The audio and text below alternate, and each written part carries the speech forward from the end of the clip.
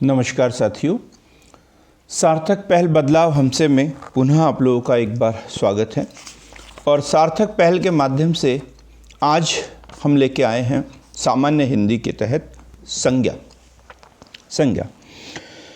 संज्ञा अर्थात नाम को संज्ञा कहते हैं। किसी व्यक्ति, स्थान, प्राणी, गुण, काम, भाव आदि का जिन शब्दों से बोध होता है उसे संज्ञा कहते हैं। अर्थात किसी भी चीज़ के नाम को संज्ञा कहते हैं, चाहे वो नाम वस्तु का हो, स्थान का हो, प्राणी का हो, गुण का हो, काम का हो, भाव का हो, उसे हम संज्ञा कहते हैं। संज्ञा के 5 भेद है: जातिवाचक संज्ञा, व्यक्तिवाचक, भाववाचक, समूहवाचक संज्ञा और द्रव्यवाचक संज्ञा। कई बार कंफ्यूजन रहता है संज्ञा के कितने भेद हैं, तो संज्ञा के 5 भेद हैं: जातिवाचक, व्यक्तिवाचक, भाववाचक, समूहवाचक और द्रव्यवाचक। जातिवाचक संज्ञा, जिस संज्ञा शब्द से किसी एक विशेष प्रकार की जाति का बोध हो तो उसे जातिवाचक संज्ञा कहते हैं। जैसे घर, पहाड़ बोला तो इसमें हिमालय सब, जैसे नदी, जितनी भी प्रकार की नदियां हैं उन सब की का बोध हो जाता है। क्लियर है एकदम। जातिवाचक संज्ञा मतलब जिससे किसी एक विशेष प्रकार की अनेक वस्तुओं का बोध होता है, उन्हें जातिवाचक संज्ञा कहते हैं। जैसे भाई, माँ, डॉक्टर, वकील, मंत्री। पशु पक्षियों के नाम में जैसे बैल, घोड़ा, हिरन, तोता, मैना, मोर इत्यादि। वस्तुओं के नाम में जैसे मकान, कुर्सी, मेज, पुस्तक, कलम।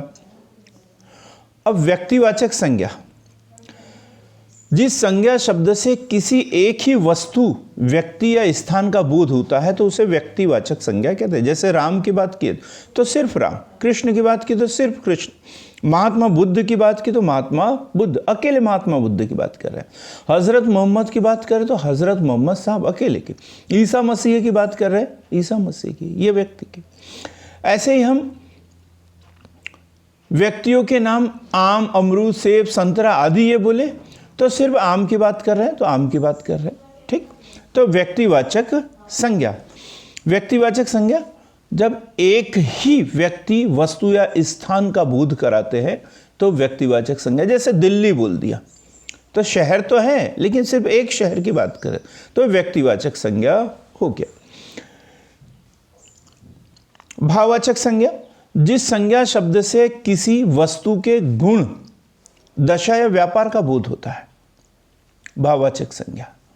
जैसे मिठास, खटास, रसीला, कड़वाहट, धर्म, अमीरी, गरीबी, जवानी, बुढ़ापा, ये किसी भाव का बोध कराते हैं तो यह भाववाचक संज्ञा है। समूहवाचक संज्ञा, जिससे किसी एक काउंटिंग की बात हो रही हो, गणना की बात कर रहे हो और इसमें जिसको गिन सकते हैं। जैसे कक्षा में बच्चे होते हैं 50, 100। सेना में भी जो टुकड़ियाँ होती है वो गिनती की होती है। संघ, टुकड़ी, गिरोह, दल, ये सब समूह है, तो ये समूहवाचक संज्ञा, जिसमें एक से अधिक का बोध होता हो वो समूहवाचक संज्ञा। द्रव्यवाचक संज्ञा, ये अनकाउंटेबल है, जिस संज्ञा शब्द से किसी ऐसे पदार्थ का बोध होता है जिसे हम नापतोल कर सकते हैं लेकिन गिन नहीं सकते। नापतोल सकते, जैसे सोना 1 किलो, 2 किलो, 100 ग्राम, 200 ग्राम, ये चांदी, लोहा, तांबा, पीतल। तो इस तरीके से संज्ञा जो है वो द्रव्यवाचक संज्ञा। समूह है मतलब काउंट कर सकते हैं, गिन सकते हैं 1, 2, 3, 4 तो समूहवाचक है। और इसे काउंट नहीं कर सकते, नाप सकते हैं किलो में, लीटर में, तो वो है द्रव्यवाचक संज्ञा। तो आज हमने पढ़ा संज्ञा, और संज्ञा के 5 रूप देखे: जातिवाचक संज्ञा, व्यक्तिवाचक संज्ञा, भाववाचक संज्ञा, समूहवाचक संज्ञा और द्रव्यवाचक संज्ञा। फिर से यदि देखें तो संज्ञा क्या है? संज्ञा जो है किसी व्यक्ति, स्थान, प्राणी, गुण, काम, भाव आदि का बोध कराने वाले शब्द संज्ञा कहलाते हैं। अब हम देखेंगे लिंग। लिंग संस्कृत भाषा का शब्द है जिसका अर्थ है चिन्ह, जिसका अर्थ है चिन्ह, अर्थात जिस चिन्ह द्वारा यह बोध किया जाए कि जो अमुक व्यक्ति महिला है या पुरुष, तो उसे लिंग कहते हैं। ईश्वर की बनाई हुई दो ही जातियां हैं, एक पुरुष और एक महिला। तो जिससे पुरुष और महिला का बोध होता है, ऐसे शब्दों को लिंग कहते हैं। और लिंग जो है दो है, पुल्लिंग और स्त्रीलिंग। जिन संज्ञा शब्दों से यथार्थ या कल्पित पुरुषत्व का बोध होता है उन्हें पुल्लिंग कहते हैं। जैसे लड़का, बैल, घोड़ा, पेड़। पेड़ पुल्लिंग शब्द है, पेड़ पुल्लिंग शब्द है। पेड़ पुल्लिंग शब्द है। स्त्रीलिंग, जिन संज्ञा शब्दों से यथार्थ या कल्पित स्त्रीत्व का बोध होता है तो उन्हें स्त्रीलिंग कहते हैं। जैसे लड़की, गाय, लता, पुरी इत्यादि। यह लड़की और गाय यथार्थ स्त्रीत्व का बोध कराती है। लता, लता है, ये स्त्रीलिंग शब्द का बोध कराती है। तो लिंग हमने देखा। और लिंग जो है दो प्रकार के हैं, स्त्रीलिंग और पुल्लिंग। लिंग किसे कहते हैं? स्त्रीलिंग, पुल्लिंग जाति का बोध कराने वाले शब्द लिंग कहलाते हैं। लिंग दो प्रकार के, पुल्लिंग और स्त्रीलिंग। पुल्लिंग से स्त्रीलिंग बनाने के भी कुछ नियम हैं। जैसे अकारांत तथा इकारांत पुल्लिंग शब्दों को इकारांत कर देने से स्त्रीलिंग हो जाता है। जैसे लड़का, अब लड़की, नाना, नानी, मोटा, मोटी, गोप, गोपी, हिरन, हिरनी, पुत्र और पुत्री, पुत्र का पुत्री। फिर आ प्रत्यांत पुल्लिंग शब्दों में आ के स्थान पर ईया लगाने से स्त्रीलिंग बन जाता है। जैसे कुत्ता, इसमें आ है, इसमें क्या है? आ, तो ईया लगा देंगे, कुत्ता का कुतिया। नियम देखिए, जिन शब्दों के अंत में आ हो तो उसको स्त्रीलिंग बनाने के लिए ईया कर देंगे। जैसे कुत्ता, कुतिया, बूढ़ा, बुढ़िया, बछड़ा, बछिया। इस प्रकार जो व्यावसायिक, व्यवसाय बोधक, जाति बोधक, उपनामवाचक शब्दों के अंत में स्वर लोप करके उनमें इन या आइन लगा देते हैं। जैसे धोबी, धोबिन, कहार, कहारिन, बनिया, बनियाइन, माली, मालिन, नाई, नाइन, तेली, तेलिन, बाग, बागिन। कुछ शब्द ऐसे होते हैं जिन्हें उपनामवाची शब्दों में आनी प्रत्यय लगाकर भी स्त्रीलिंग बना लेते हैं। जैसे देवर, देवरानी, जेठ, जेठानी, सेठ, सेठानी, खत्री, खतरानी। इसी प्रकार जातिवाचक या भाववाचक संज्ञाओं का पुल्लिंग से स्त्रीलिंग बनाने में यदि शब्द का अन्य स्वर दीर्घ है तो उसे ह्रस्व करते हुए नी प्रत्यय का भी प्रयोग किया जाता है। जैसे ऊंट, ऊंटनी, हाथी, हथिनी। ये क्वेश्चन कई बार पूछा हुआ है। हाथी का स्त्रीलिंग क्या होता है? हथिनी। ऊंट का ऊंटनी, हाथी का हथिनी। संस्कृत के वान और मान प्रत्ययांत विशेषण शब्दों में वान तथा मान को क्रमशः वती और मति कर देने से भी स्त्रीलिंग बन जाते हैं। जैसे पुत्रवान, पुत्रवान तो पुत्रवती, श्रीमान, श्रीमती, बुद्धिमान, बुद्धिमती, बलवान, बलवती, भगवान, भगवती। ये पांचवा और छठवां नियम बहुत महत्वपूर्ण है, इससे क्वेश्चन पूछे गए हैं। तो जातिवाचक या भाववाचक संज्ञाओं का इस पुल्लिंग से स्त्रीलिंग बनाने में यदि शब्द का अन्य स्वर दीर्घ है तो उसे ह्रस्व करते हुए नी प्रत्यय का प्रयोग करते हैं। जैसे ऊंट, क्या? ऊंटनी, हाथी, हथिनी। ऊंट का जो बड़ा ऊ है उसको छोटा ऊ, और जो हाथी तो ये हथिनी। अब इसी प्रकार संस्कृत के अकारांत विशेषण शब्द के अंत में आ लगा देने से भी स्त्रीलिंग बन जाते हैं। जैसे प्रियतम, प्रियतमा, श्याम, श्यामा, चंचल, चंचला, आत्मज, आत्मजा, जो शादी का कार्ड वगैरह होता है उसमें देखिए वर के इधर आत्मज और वधु के साइड में आत्मजा लिखा रहता है। आत्मज अर्थात पुत्र और आत्मजा पुत्री। कोई ये न समझे कि पिता होता है। आत्मज पुत्र और आत्मजा पुत्री। कांत, कांता। अंतिम नियम देखें तो जिन पुल्लिंग शब्दों के अंत में अक होता है उनमें अक के स्थान पर इका लगा देने से भी स्त्रीलिंग बन जाता है। जैसे बालक, अक लगा है तो बालिका, नायक, नायिका, पालक, पालिका, सेवक, सेविका, लेखक, लेखिका इत्यादि। हम लिंग के बाद अगली जो स्टेप है वो है हमारी वचन। वचन संज्ञा, सर्वनाम, विशेषण और क्रिया के जिस रूप से एक होने का या बहुत से होने का बोध होता है तो उसे वचन कहते हैं। और दो प्रकार के, एक वचन और बहुवचन। जहाँ एक है तो एक वचन और एक से अधिक है तो फिर बहुवचन। जैसे नदी, लड़का, घोड़ा, कलम, ये एक वचन शब्द है। और इसी प्रकार लड़के, घोड़े, कलमें, नदियाँ, ये बहुवचन शब्द है। तो एक के लिए एक वचन का प्रयोग और अधिक के लिए बहुवचन का प्रयोग किया जाता है। बहुत महत्वपूर्ण चीज़ हमने पढ़ी। वचन संज्ञा, सर्वनाम, विशेषण और क्रिया के जिस रूप से एक या अनेक होने का बोध होता है उन्हें वचन कहते हैं। हम समझते तो सब है, लेकिन जब एग्जाम में कोई क्वेश्चन आता है तो डिसीजन लेने में थोड़ी सी कठिनाई होती है, इसलिए इसे पढ़ना बहुत जरूरी है। संज्ञा, सर्वनाम, विशेषण और क्रिया के जिस रूप से एक या अनेक होने का बोध होता है उसे वचन कहते हैं। वचन दो प्रकार के हैं, एक वचन और बहुवचन। जिस शब्द से एक वस्तु का बोध होता है उसे एक वचन, जैसे घोड़ा, कलम, नदी, लड़का। और जिससे बहुत से होने का बोध होता है उसे बहुवचन, जैसे लड़के, घोड़े, कलम, नदियाँ आदि। अब एक वचन के लिए बहुवचन का प्रयोग कहाँ किया जाता है? एक वचन के लिए बहुवचन का प्रयोग कहाँ किया जाता है? जैसे सम्मान सूचक शब्द हो, सम्मान सूचक, जैसे महात्मा गांधी जी। महात्मा गांधी जी को के विषय में ये कथन लिखा जाए, महात्मा गांधी सत्य और अहिंसा का पुजारी था, तो गलत हो जाएगा। तो इसके लिए बहुवचन, जैसे महात्मा गांधी सत्य और अहिंसा के पुजारी थे, था नहीं बोल सकते, सत्य और अहिंसा के पुजारी थे।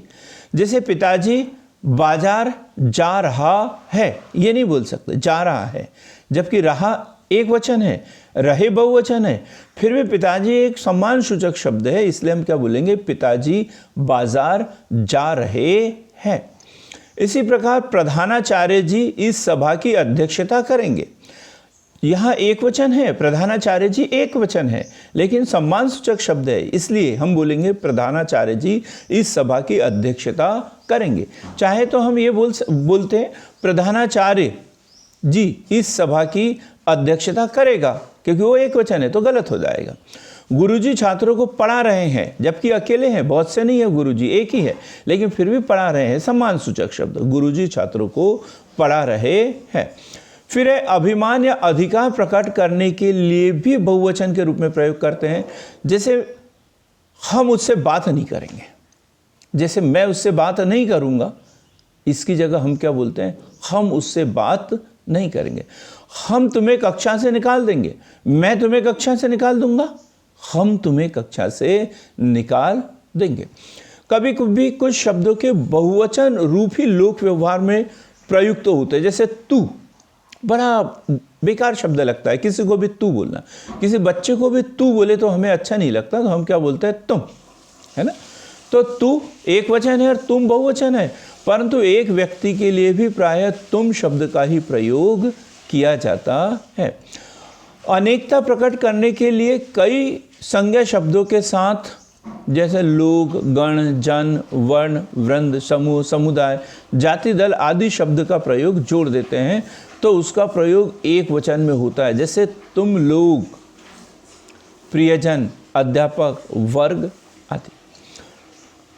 अनेक के लिए एक वचन बनाने का प्रयोग कैसे किया जाता है?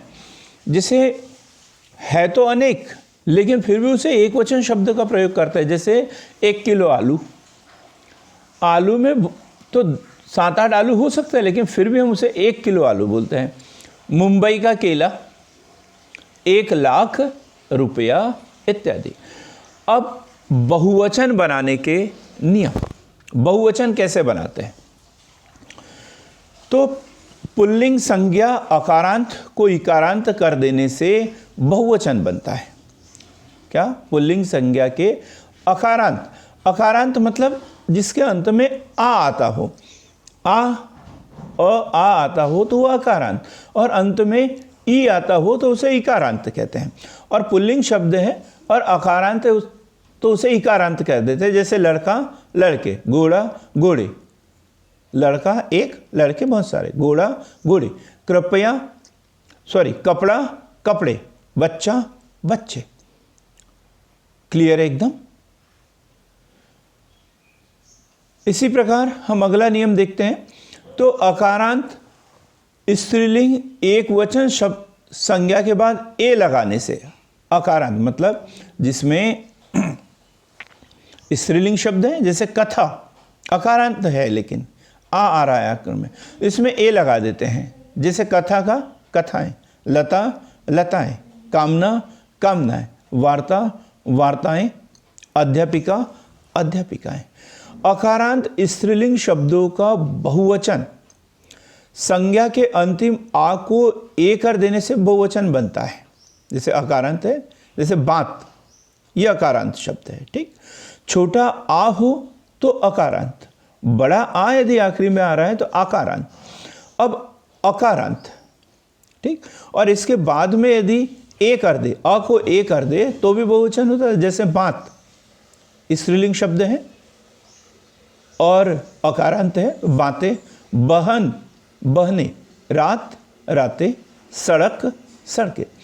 अब इकारांत या इकारांत स्त्रीलिंग शब्द के अंत में ई को ह्स्व कर अंतिम वर्ण के बाद या जोड़ने से बहुवचन बनता है। जैसे तिथि, तिथि तो तिथियां, तिथि तिथियां, नारी नारियां। लेकिन याद रखना है, इकारांत दीर्घ हो तो उसे ह्स्व करना है। नियम याद रखेंगे, दीर्घ हो तो उसे क्या करना है? ह्स्व करना है। तो नारी नारिया, नीति नीतियां, रीति रीतियां। संज्ञा के पुल्लिंग या स्त्रीलिंग शब्दों में प्रायः संज्ञा कि यदि स्त्रीलिंग पुल्लिंग शब्द है तो उसमें गण शब्द जोड़ देते हैं। जैसे पाठक अकेला, पाठक गण बहुत सारे, नारी नारी वृंद, अधिकारी अधिकारी गण, आप लोग, सुधी सुधीजन इत्यादि। जिन शब्दों का कर्ता में एक वचन और बहुवचन समान होता है उनके साथ विभक्ति चिन्ह लगाने से बहुवचन बनाया जाता है। जैसे बहु, बहु तो बहुओं को, गांव से गांवों से, जाता है जाते हैं, खेलेगा खेलेंगे इत्यादि। तो इस प्रकार हमने अभी वचन देखा। वचन दो होते हैं, एक वचन और बहुवचन। अगली जो हम टॉपिक लेके आए हैं वो है कारक। बहुत ही महत्वपूर्ण, बहुत ही महत्वपूर्ण। कारक किसे कहते हैं? अक्सर एग्जाम में, पीएससी के मेंस में हर साल 5 से 10 नंबर का इससे संबंधित क्वेश्चन पूछा जाता है। हर कॉम्पिटिटिव एग्जाम में इससे संबंधित क्वेश्चन पूछे जाते हैं। क्रिया के साथ जिसका सीधा संबंध है उसे कारक कहते हैं। कारक किसे कहते हैं? क्रिया के साथ जिसका संबंध हो उसे कारक कहते हैं। सरल शब्दों में हम बोल सकते हैं कि वाक्य में जिस शब्द का संबंध क्रिया से होता है उसे कारक कहते हैं, और इन्हें विभक्ति या परसर्ग भी कहा जाता है। कारक का दूसरा नाम क्या है? विभक्ति या परसर्ग कहते हैं, परसर्ग कहते हैं। और इन विभक्तियों का जिन चिन्हों से बोध होता है उसे कारक चिन्ह या विभक्ति बोधक चिन्ह कहते हैं। तो 8 विभक्तियां हैं, 8 विभक्तियां याद रखें, 8। प्रथमा, द्वितीय, तृतीय, चतुर्थी, पंचमी, षष्ठी, सप्तमी और संबोधन याद रखना है। कितनी विभक्तियां हैं? 8। हम सप्तमी तक ही कभी कभी याद कर लेते हैं, प्रथमा, द्वितीय, तृतीय, चतुर्थी, पंचमी, षष्ठी और सप्तमी। संस्कृत में हम ये इस तरीके से उपयोग करते हैं, प्रथमा, द्वितीय, तृतीय, चतुर्थी, पंचमी, षष्ठी, सप्तमी। अब प्रथमा जो विभक्ति है उसके कारक का नाम है कर्ता और उसका विभक्ति बोधक चिन्ह होता है नि। कर्ता नि, याद रखेंगे, कर्ता नि, कर्ता का विभक्ति बोधक चिन्ह नि। द्वितीय विभक्ति है कर्म, ऑब्जेक्टिव, ऑब्जेक्टिव कर्म, को, इसकी कारक चिन्ह है को, कर्ता ने कर्म को। तृतीय विभक्ति है करण, करण से, कर्ता ने कर्म को करण से। अब हम इसे एक एक को डिटेल में पढ़ेंगे। चतुर्थ विभक्ति है संप्रदान, संप्रदान अर्थात इसकी विभक्ति बोधक चिन्ह है को, के लिए। पंचम विभक्ति है अपादान, अपादान का कारक चिन्ह है से। षष्ठी जो विभक्ति है वो है संबंध, संबंध का, के, की, रा, रे, री। सप्तमी विभक्ति अधिकरण और इसका कारक चिन्ह है में, पर, में, पर। अष्टम जो 8वें नंबर की विभक्ति है वो है संबोधन और संबोधन हे, अजी, अहु, अरे इत्यादि। तो सबसे पहले हम कर्ता कारक को पढ़ते हैं। तो वाक्य में जिस शब्द द्वारा काम करने का बोध होता है उसे कर्ता कहते हैं। जैसे राम ने श्याम को मारा, तो किसने? राम ने, मतलब जिसमें किस शब्द का उत्तर मिला हो तो वो है कर्ता, राम ने। जैसे मैंने पुस्तक पढ़ी तो मैं करता हूं, ठीक। तो ने का प्रयोग जिस, ने का प्रयोग जिस, ने का प्रयोग केवल तिर्यक संज्ञा और सर्वनाम के बाद होता है। जैसे राम ने, लड़के ने, मैंने, तुमने, आपने, उसने इत्यादि।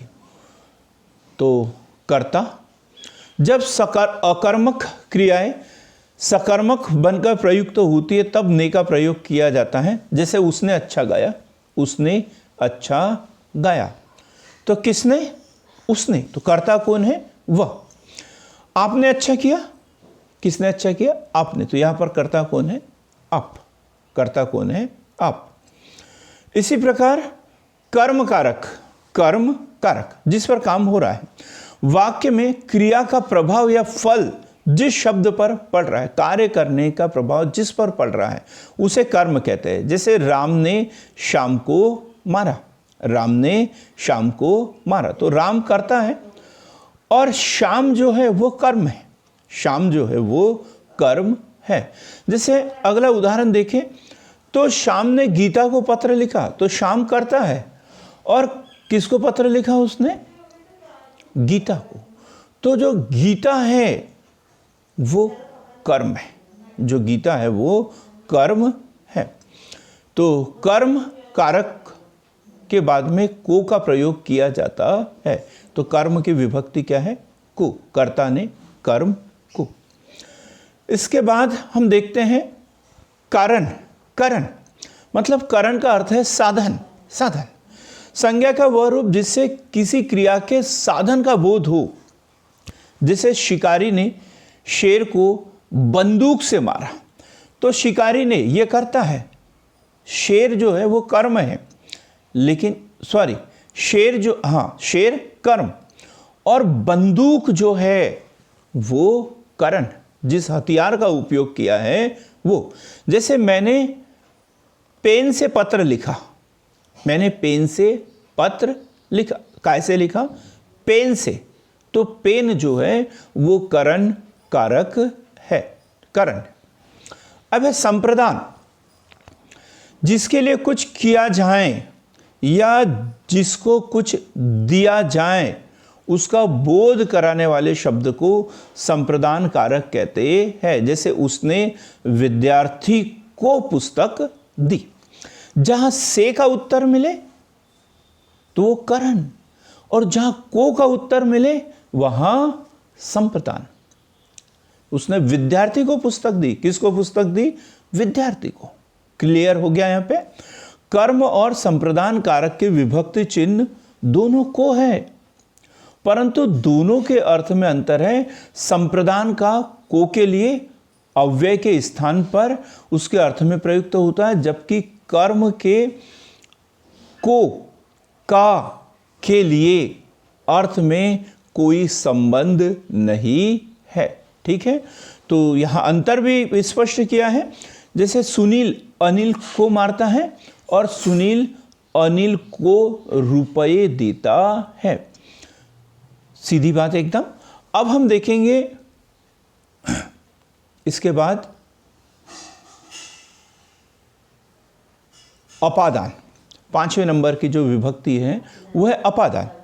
संज्ञा या सर्वनाम के जिस रूप से दूर होने, निकलने, डरने, रक्षा करने, सीखने, तुलना करने का भाव प्रकट होता है तो उसे अपादान कारक कहते हैं। जैसे मैं अल्मोड़ा से आया हूं, जो पृथक हो रहा हो, हाँ अलग हो रहा हो, जहां से आया हो, तो वहां पर अपादान कारक होता है। जैसे मैं अल्मोड़ा से आया हूं, मैं जोशी जी से आंशुलिपि सीखता हूं, आपने मुझे हानि से बचाया, अंकित ममता से छोटा है। तो क्या संज्ञा सर्वनाम के जिस रूप से दूर होने, निकलने, डरने, रक्षा करने, सीखने, तुलना करने का भाव प्रकट होता है उसे अपादान कारक कहते हैं। नोट करना इसे एकदम। संज्ञा या सर्वनाम के जिस रूप से दूर होने, निकलने, डरने, रक्षा करने, सीखने, तुलना करने का भाव प्रकट होता है उसे अपादान कारक कहते हैं। मैं अल्मोड़ा से आया हूं, मैं जोशी जी से आंशुलिपि सीखता हूं, आपने मुझे हानि से बचाया, अंकित ममता से छोटा है, हिरण शेर से डरता है। यह अपादान कारक। अब हम देखेंगे संबंध कारक। संबंध कारक संज्ञा या सर्वनाम के जिस रूप से किसी अन्य शब्द के साथ संबंध का प्रतीत हो उसे संबंध कारक कहते हैं। जैसे अनीता सुरेश की बहन है, अनिल अजय का भाई है, सुरेंद्र वीरेंद्र का मित्र है। दोनों के बीच में संबंध है। का, के, की, रा, रे, री, ये संबंध कारक है। ठीक, तो यहां एक दूसरे के बीच में संबंध है। स्वामित्व या अधिकार प्रकट करने के लिए भी इसका उपयोग किया जाता है। आप किसकी आज्ञा से यहां आए? नेताजी का लड़का बदमाश है। यह रमेश की कलम है। कर्तव्य प्रकट करने के लिए भी संबंध कारक का प्रयोग किया जाता है। जैसे प्रेमचंद के उपन्यास। अब उपन्यास किसका है? तो प्रेमचंद का है। शिवाजी की कहानियां, मैथिली शरण गुप्त का साकेत, कबीरदास के दोहे। मोल भाव, परिणाम, निर्माण का साधन, ये सब प्रकट करने के लिए संबंध कारक होता है। अब है अधिकरण। अधिकरण संज्ञा या सर्वनाम के जिस रूप से क्रिया का आधार सूचित होता है उसे अधिकरण कारक कहते हैं। उसे अधिकरण कारक कहते हैं। इसके परिसर्ग में पर है। अधिकरण कारक के प्रयोग के निम्नलिखित नियम है। जैसे स्थान, आगे देखेंगे हम। जैसे स्थान, समय, भीतर या सीमा का बोध करने के लिए अधिकरण कारक का प्रयोग होता है। जैसे उमेश लखनऊ में रहता है, यहां पे अधिकरण कारक है। उमेश लखनऊ में रहता है, तो सीधा क्या नियम है इसका अधिकरण कारक का? स्थान, समय, भीतर या सीमा। स्थान, समय, भीतर या सीमा प्रकट करने के लिए अधिकरण कारक का प्रयोग होता है। जैसे उमेश लखनऊ में पढ़ता है। कहाँ पढ़ता है? लखनऊ में। स्थान का बोध हो रहा है यहाँ पर। पुस्तक मेज पर है। पुस्तक मेज पर है। कहाँ पर है? मेज पर है। उसके हाथ में कलम है, ठीक समय पर आ रहा है, वह 3 दिन में आएगा। इन सब चीज़ों का बोध कराने वाले कारक जो है वो संबंध वो। अब इसके बाद में हम देखेंगे तुलना, मूल्य और अंतर का बोध कराने के लिए भी अधिकरण कारक का प्रयोग किया जाता है। जैसे कमल सभी फूलों में सुंदरतम है। बिल्कुल नोट करना, इसे याद कर लेना। तुलना करने के लिए जो होता है कौन सा कारक? अधिकरण कारक। तुलना करने के लिए अधिकरण कारक। जैसे कमल रूपी फूलों में सुंदरतम है। कमल जो है सभी फूलों में सुंदरतम है। यह कलम 5 रुपए में मिलता है। कितने रुपए में? 5 रुपए में मिलता है। कुछ सांसद 4 करोड़ में बिक गए। तुलना, मूल्य और अंतर, या मूल्य की बात है, 4 करोड़ में बिक गए। गरीब और अमीर में बहुत अंतर है। गरीब और अमीर में बहुत अंतर है। सबसे अंत में हम देखेंगे इसमें निर्धारण और निमित्त प्रकट करने के लिए भी अधिकरण कारक का प्रयोग किया जाता है। जैसे छोटी सी बात पर लड़ो मत। छोटी सी बात पर लड़ो मत। अब देखो निमित्त प्रकट किया है, छोटी सी बात है, लड़ो मत। सारा दिन ताश खेलने में बीत गया। अब हम जो विभक्ति चिन्ह है इसमें अंतिम कड़ी, और वो है कारक। कौन सा? संबोधन। संबोधन कारक। हे, अजी, अरे। बड़ा सरल है। संज्ञा के जिस रूप से किसी को पुकारने, चेतावनी देने या संबोधित करने का बोध होता है तो उसे संबोधन कारक कहते हैं। संज्ञा के जिस रूप से किसी को पुकारने, चेतावनी देने या संबोधित करने का बोध होता है उसे संबोधन कारक कहते हैं। जैसे हे, अरे, अजी, अहो। उदाहरण के रूप में देखें तो हे राम, रक्षा करो। अरे मूर्ख, संभल जा। हे लड़को, खेलना बंद करो। अब है सर्वनाम, संज्ञा और संज्ञा के बाद सर्वनाम। बड़ा सरल है। सर्वनाम अर्थात सब और नाम। संज्ञा के स्थान पर जिन शब्दों का प्रयोग किया जाता है उसे सर्वनाम कहते हैं। संज्ञा के स्थान पर जिन शब्दों का प्रयोग किया जाता है उसे सर्वनाम कहते हैं। जैसे मैं, तुम, वह, आप। पहली बात तो यह है कि सर्वनाम वे शब्द हैं जो सबके लिए प्रयुक्त होते हैं। सर्वनाम ऐसे शब्द होते हैं जो सभी के लिए प्रयुक्त होते हैं। ठीक। अब सर्वनाम को यदि हम देखें तो 6 भेद है इसके। सर्वनाम के भेद हमने संज्ञा पढ़ा। स्थान, व्यक्ति, जाति, भाव, गुण के नाम को संज्ञा कहते हैं। और संज्ञा के स्थान पर जिन शब्दों का प्रयोग किया जाता है तो उसे सर्वनाम कहते हैं। जैसे 11 सर्वनाम हैं। ये क्वेश्चन भी पीएससी ने पूछा है। हिंदी में कितने सर्वनाम? 11। हिंदी में कितने सर्वनाम? 11। एक बार और बोलो। हिंदी में सर्वनाम 11 होते हैं। मैं, तू, आप, यह, वह, जो, सो, कोई, कुछ, कौन, क्या। कितने सर्वनाम हिंदी में? 11। और इसको हम 6 वर्गों में भेद कर सकते हैं, 6 भागों में बांट सकते हैं। पुरुषवाचक सर्वनाम, निजवाचक सर्वनाम, प्रश्नवाचक सर्वनाम, संबंधवाचक सर्वनाम, निश्चयवाचक सर्वनाम, अनिश्चयवाचक सर्वनाम। अनिश्चयवाचक सर्वनाम। पुरुषवाचक सर्वनाम तो वक्ता, श्रोता, वक्ता बोलने वाला, श्रोता सुनने वाला, या अन्य जिसके संबंध में बात हो का बोध कराने वाले जो सर्वनाम होते हैं वो पुरुषवाचक सर्वनाम कहलाते हैं। जैसे उत्तम पुरुष, मैं या हम जो बोलने वाला है। मध्यम पुरुष जो सुनने वाला है, तू, तुम, आप। और अन्य पुरुष मतलब जिसके बारे में बात हो रही है, यह, वह, ये, वे। बात क्लियर हो गई। पुरुष 3 प्रकार के, जब बात होती है तो 3 प्रकार के। उत्तम पुरुष जो बात कर रहा है, मध्यम पुरुष जो बात सुन रहा है, और अन्य पुरुष जिसके बारे में बात हो रही है। तो इस आधार पर पुरुषवाचक सर्वनाम 3 प्रकार के। अब हम देखेंगे निजवाचक सर्वनाम। निजवाचक वक्ता या लेखक जहां अपने लिए आप या अपने आप शब्द का प्रयोग करता है, निजवाचक। मैं तो आप ही आता था, अपने आप ही आता था। मैं अपने आप काम कर लूंगा, मैं स्वयं ही चला जाऊंगा, तो ये निजवाचक सर्वनाम।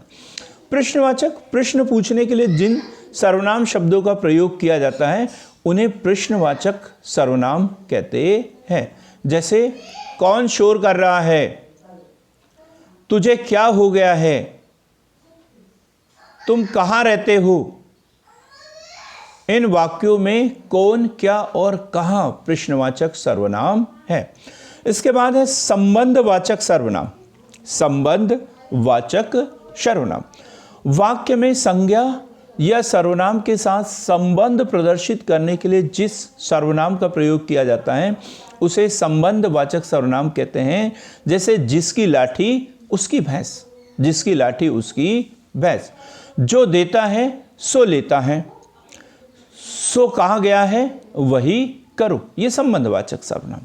इसके बाद हम देखते हैं निश्चयवाचक सर्वनाम। निश्चयवाचक सर्वनाम जिस सर्वनाम शब्दों से किसी निश्चित वस्तु का बोध होता है उन्हें निश्चयवाचक सर्वनाम कहते हैं। जैसे यह उपयोगी साधन है, यह है यानी है, निश्चय है, यह निश्चयवाचक सर्वनाम। यह भ्रष्टाचार के प्रबल विरोधी है, यह बहुत सुंदर है, वे अच्छे नहीं है। तो जहां निश्चित बात बोली जाए वह निश्चयवाचक सर्वनाम, और लास्ट में अनिश्चयवाचक सर्वनाम। तो जिस सर्वनाम शब्दों से किसी निश्चित वस्तु का बोध न हो उन्हें अनिश्चयवाचक सर्वनाम कहते हैं। जैसे कोई आ रहा है, वह कुछ लाया था। कोई आ रहा है, कौन आ रहा है इसके बारे में कुछ पता नहीं है, तो ये अनिश्चयवाचक सर्वनाम है।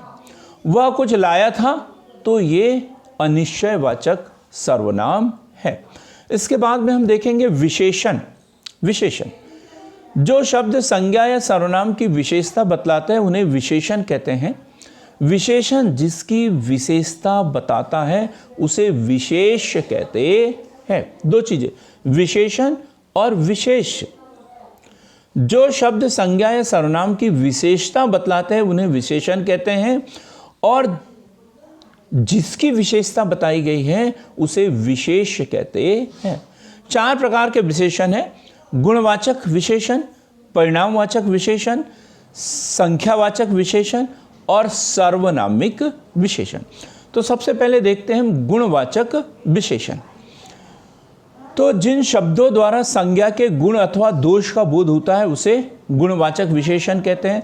जैसे भाव का, काल का, स्थान का, आकार का, समय का, दशा का, रंग का, इन सभी के गुणों के बारे में बताया जाता है तो गुणवाचक विशेषण।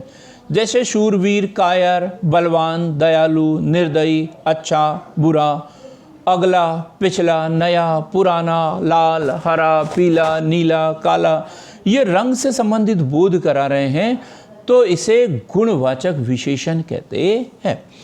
फिर परिणामवाचक विशेषण, जिन विशेषण शब्दों द्वारा संज्ञा की मात्रा का बोध होता है, नापतोल से संबंधित। जैसे ये निश्चित भी हो सकते हैं और अनिश्चित भी हो सकते हैं। तो निश्चित जैसे 10 मीटर, 1 लीटर, 1 किलो दूध, तो निश्चित परिणामवाचक विशेषण। अनिश्चित परिणामवाचक विशेषण जैसे थोड़ा दूध, दूध तो है, मात्रा का बोध हो रहा है लेकिन थोड़ा, कुछ शहद, बहुत पानी, अधिक पैसा आदि। फिर है संख्यावाचक विशेषण, जिन विशेषण शब्दों से संज्ञा की संख्या का बोध होता है, 1 है, 2 है, तो ये निश्चित, अनिश्चित और विभाग बोधक। तो निश्चित संख्यावाचक विशेषण, जिन विशेषण शब्दों से निश्चित संख्या का बोध होता है, निश्चित संख्यावाचक विशेषण कहते हैं। जैसे एक, दो, तीन, पहला, दूसरा, तीसरा, इकहरा, दोहरा, दोनों, तीनों, चारों, पांचों, ऐसे यदि बोध हो तो इसे निश्चित संख्यावाचक विशेषण। अनिश्चित संख्यावाचक विशेषण शब्द, जिन विशेषण शब्दों से अनिश्चित संख्या का बोध होता है उन्हें अनिश्चित संख्यावाचक विशेषण कहते हैं। जैसे थोड़े आदमी, कुछ रुपए। अब विभाग बोधक, जिन विशेषण शब्दों से किसी विभाग का बोध हो पूरे, जैसे प्रत्येक व्यक्ति, 5-5 हाथी, 10-10 घोड़े, तो इस तरीके से ये विभाग बोधक विशेषण कहलाते हैं। अब अंत में सर्वनामिक विशेषण। सर्वनामिक विशेषण, जो सर्वनाम संज्ञा शब्द, जो सर्वनाम शब्द संज्ञा के लिए विशेषण का काम करते हैं उन्हें सार्वनामिक विशेषण कहते हैं। यह, वह, जो, कौन, क्या, कोई, ऐसा, ऐसी, वैसा, वैसी इत्यादि ऐसे सर्वनाम जो संज्ञा शब्दों के पहले प्रयुक्त होकर विशेषण का कार्य करते हैं, सार्वनामिक विशेषण कहलाते हैं।